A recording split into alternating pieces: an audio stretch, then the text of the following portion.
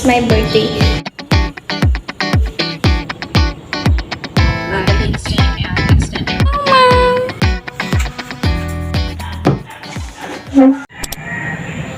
Hey guys, what's up? It's me, Burden Love, and welcome back to my YouTube channel. So, in today's video, tungkol na naman to sa school and weekly vlog natin. And yeah, it's Monday and tomorrow, it's my birthday. So, October 22 yung birthday ko. And magsi-16 na ako, guys. So, pero hindi ko alam kung magandahan. So, but before I start videos, don't forget to like and subscribe and click the notification bell for more updates. So, yan lang. Start! So, mamaya guys, yung mga gagawin ko is gagawa ko ng brochure pa uwi ko, and then yung mga other things, if we have assignment, mga ganun. Yun lang naman ginagawa ko, uwi ng bahay, tapos naglilinis ng mga gamit ko. And yun lang. And tomorrow, I'm not excited kasi ayoko maging 20. So, magka-16 na ako bukas. And yun lang. Ayoko muna tumanda. Gusto mo muna yung teenager ko. Kaya, every birthday ko, ayoko. So, tignan natin boss if masaya. So, yan lang.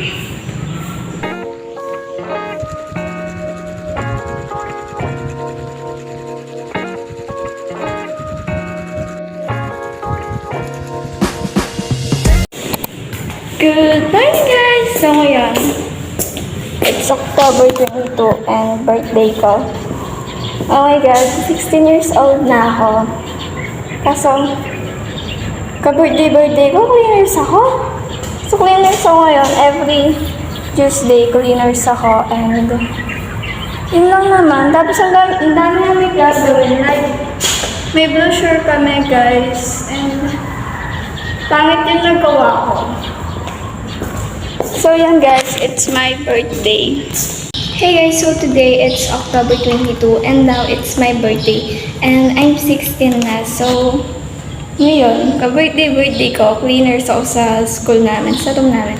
And anyways, maganda naman, and I hope na maging masaya tong araw ko kasi ayoko nagagalit ako. Kasi pag nagagalit ako, ang dami kong nagagawa, mga mali sa tao, gano'n. So, gano'n ako guys. So, yun lang, update lang. So, 16 na, happy birthday to me, my God.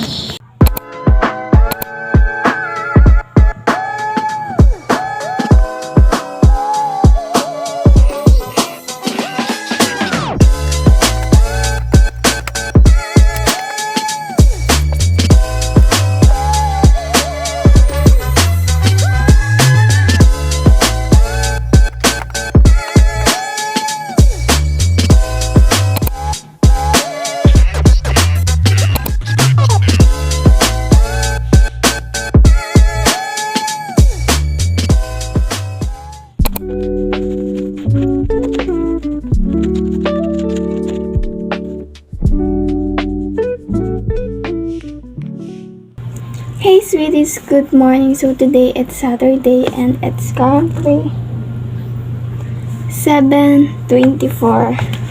And now, hindi ako nakapag-vlog ng 3 days kasi busy kami. Kami modular dahil nasa Baguio. And hindi ko magamit yung CP kasi nga ginagamit ko siya sa pagmo-module. And now, may update ako sa inyo. Inayos ko yung desk ko. Yan, lahat. Pati yung dito ko sa baba kasi ang pangit na tignan guys. Pero ngayong may nalagay ako dito sa desk ko, sumikip naman yung maliit na lang yung space ko pag nagsusot. Ganito lang siya. Ganyan lang siya. So, papakita ko siya sa inyo. So, ito yung update. Dito, naglagay ako ng mga lipstick ko, yung ginagamit ko. And mga lip gloss yan. And dito naman is yung mga jewelries ko.